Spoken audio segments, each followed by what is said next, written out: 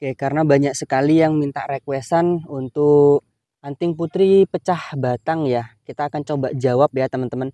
Bagaimana cara untuk eh, bisa pecahan itu dia maksimal dan hasilnya juga nanti ke depannya bisa apa ya mengerucut dengan maksimal. Ini perlu ada yang diperhatikan ya teman-teman. Karena kalau untuk jenis anting putri ya, itu kalau kita tidak betul-betul memahami karakternya, kita sendiri nanti yang susah ya teman-teman. Ini adalah salah satu programan yang sudah cukup lumayan ya untuk besarnya dan untuk karakternya. Bisa teman-teman lihat sendiri, ini untuk tatakannya masih ada ya. Ini adalah bukti dari pemrograman yang kita lakukan ya teman-teman. Nah ini tuh untuk akarnya full keliling Sumatera Selatan ya. Nah, oke, assalamualaikum warahmatullahi wabarakatuh. Balik lagi bersama Bonsan Deso. Gimana sahabat kabarnya hari ini? Semoga sahabat dalam keadaan sehat walafiat ya, dan dilancarkan semua rezekinya, amin. Nah, oke sahabat, jadi di video kali ini kita akan coba bahas-bahas lagi ya, karena banyak sekali dari teman-teman minta requestan ya. Kita sambil duduk di sini ya teman-teman. Ini kita sambil bersih-bersih rumput ya, dan kita akan nanti akan jawab pertanyaan-pertanyaan yang masuk di kolom komentar YouTube Bonsen Deso ya. Oke, bismillahirrahmanirrahim. Kita ngopi dulu sebentar ya teman-teman.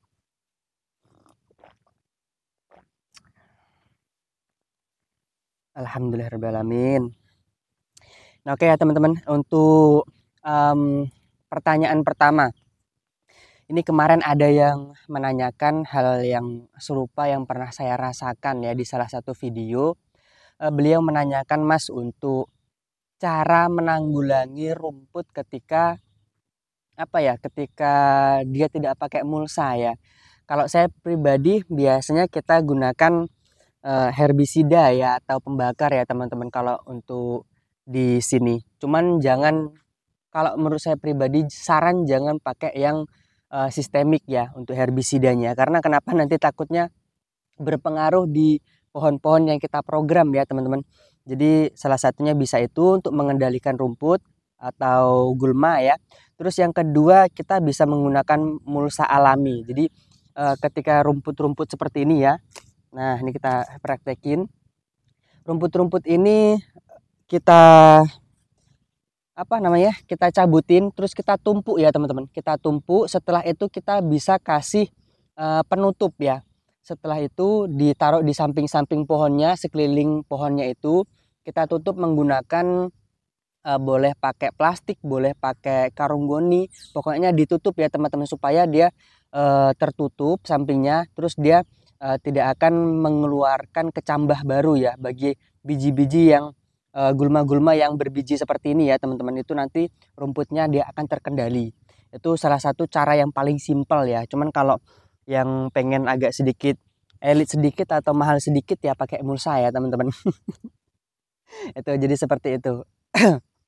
Kita lanjut lagi ke pertanyaan yang kedua ya. Mas, dari Mas Penimba ya. Terima kasih banyak Bang. Saya program unput stek langsung pecah batang. Apakah dengan media pasir campur tanah bisa tumbuh akar di setiap bilah-bilah pecahan? Bisa Mas ya, asalkan stekan yang Mas lakukan itu dia hidup, pasti bisa kalau untuk unput.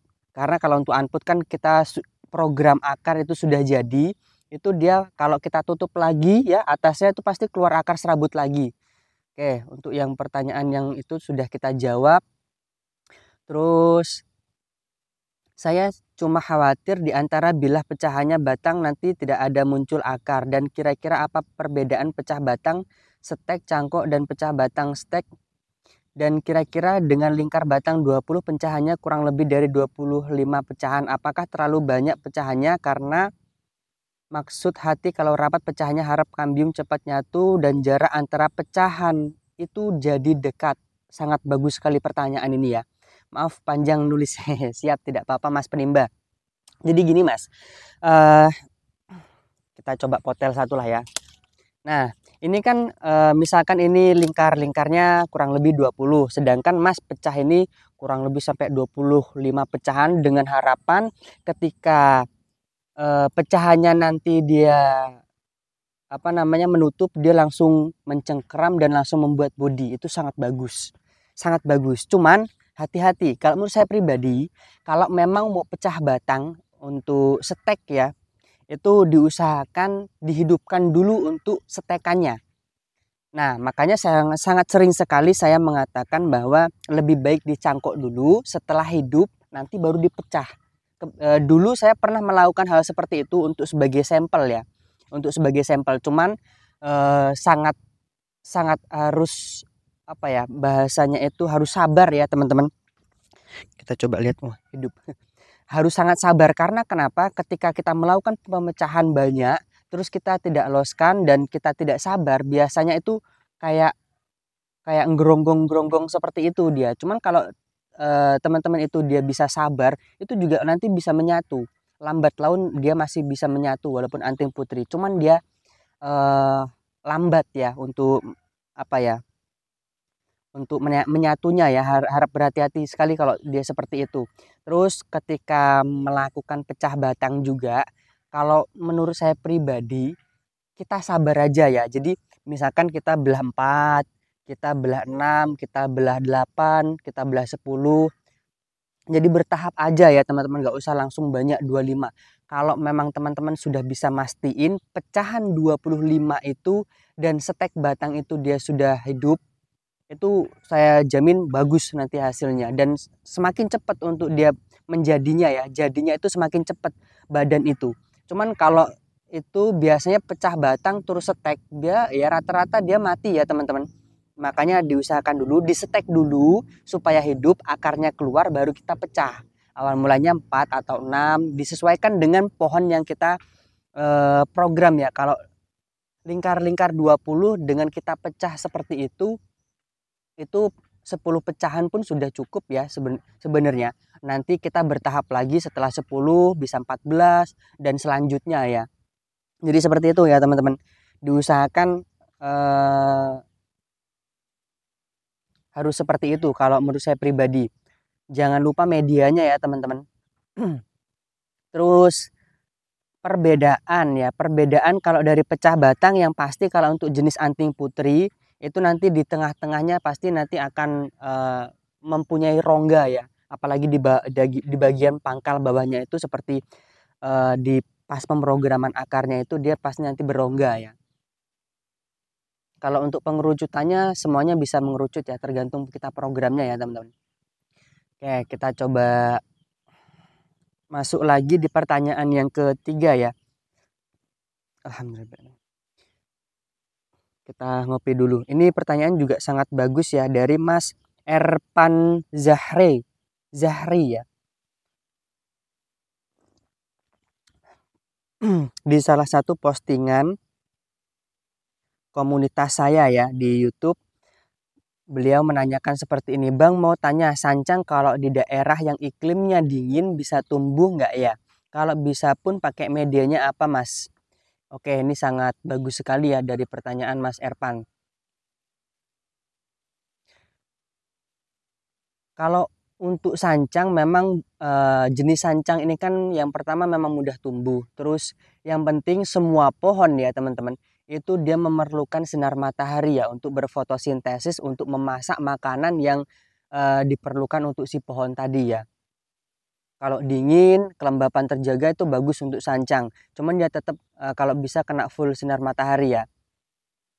Nah ini ada balasan juga nih dari Mas Endos ya.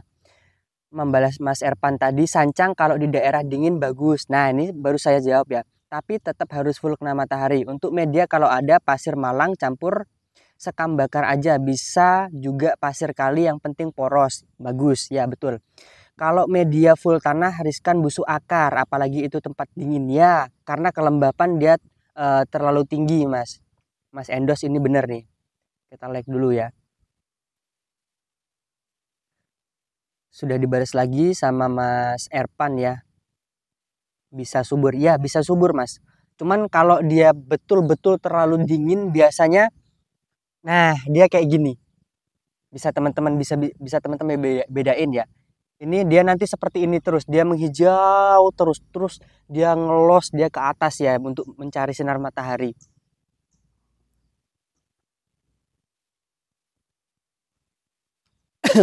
Untuk Mas Doni Diarto, Mas tanya kalau Pasir Malang daerah Pasir Malang boleh merah nggak buat anting putri? Langsung kita jawab ya boleh. Sama lebih rekomendasi media tanamnya apa Mas? Semoga dibalas. Kalau memang ada Pasir Malang ya. Cuman kalau di sini kan mahal ya teman-teman di daerah saya daerah Sumatera Selatan ini. Di sini sampai 40 bisa sampai 50-an ya per karungnya. Di kontennya Mas siapa kemarin ya aku lupa. Mas Bonki Galeri ya. Dia juga sama ya, di sana juga mahal ternyata ya, bukan di tempat saya juga. Kalau untuk anting putri kalau jenis anting putri terus dikasih media pasir malang merah boleh. Boleh ya teman-teman, yang penting dia poros kok. Opsi yang lain bisa menggunakan pecahan batu bata ya, yang jangan terlalu halus ya teman-teman. Oke, kita lanjut lagi nih pertanyaan yang terakhir ya. Bang, dari Mas Hobi Scroll, Bang mau tanya, saya kan ada beberapa bahan bonsai kimeng pecah batang. Kebetulan saya nggak ada lahan dan saat ini saya program dari nol di pot. Kira-kira untuk dijadikan mame sampai jadi bisa tidak ya? Ada beberapa yang sudah sampai tahap press dan bekas pecahnya sudah menutup sempurna. Sebagian lagi ada yang baru pecah 16 ukuran kecil mame semua. Untuk Mas Hobi Scroll untuk bonsai ya. Sebenarnya semuanya itu bisa. Cuman kalau dia batangnya besar terus pecahannya banyak itu memang kalau di pot memang agak sedikit lama. Kalau bisanya tetap bisa ya. Apalagi ini mau dijadiin mame ya. Walah sangat bisa Mas. Cukup di pot aja bisa. Saya cuman di polybag ya, bukan di pot. Itu sudah dulu di awal-awal saya ngonten sudah sering ya saya buatkan cara-caranya itu ada semua ya teman-teman dan maksimal ya. Salah satunya bahan yang kita program ini ya yang usianya sudah 2,5 tahun. Ini untuk Mas Hobi Scroll kemarin komentar di pas Fikus ya. Oke, mungkin cukup seperti itu ya, kita lanjutkan lagi. Jadi kita akan coba cek ya teman-teman. Kita bahas lagi untuk masalah mulsa alami ya. Ini bisa teman-teman lihat sendiri ya. Nah, di depan kita ini ada salah satu bahan bonsai anting putri ya yang kita program. Yang saya maksud ini ya teman-teman. Jadi di samping-sampingnya itu ya kurang lebih sekitar sejengkal ya. Sejengkal itu kita bersihkan ya. Terus untuk rumput-rumputnya sebagai mulsa alami itu kita taruh di samping-sampingnya seperti ini ya. Nah, ketika ini nanti membusuk, ini akan menjadi nutrisi untuk si pohon ya teman-teman. Jadi kita tidak kehabisan akal untuk memberikan nutrisi lagi. Misalkan kita lupa nggak ngasih pupuk atau pupuk NPK seperti di video saya kemarin ya, Mutiara itu, atau pakai gran bahasanya itu pupuk slow release alami yaitu kue kambing ya. Nah, ini bisa teman-teman lihat sendiri programan kurang lebih sekitar 3 tahunan lebih ya. 3 tahunan lebih ya ini. Untuk karakternya bisa teman-teman lihat sendiri ya. Ini nanti rencana saya akan kita cangkok di sini ya. Nah, akan kita cangkok di sini ya teman-teman. Kita cangkok di sini dan untuk bawahnya kita proses lanjutan ya. Oke, mungkin cukup seperti itu video kali ini. Semoga menginspirasi, semoga ada yang bisa diambil dari video kali ini. Mohon maaf misalkan ada kata-kata saya yang kurang berkenan. Salam dari saya, salam dari Bonsai Deso. Assalamualaikum warahmatullahi wabarakatuh.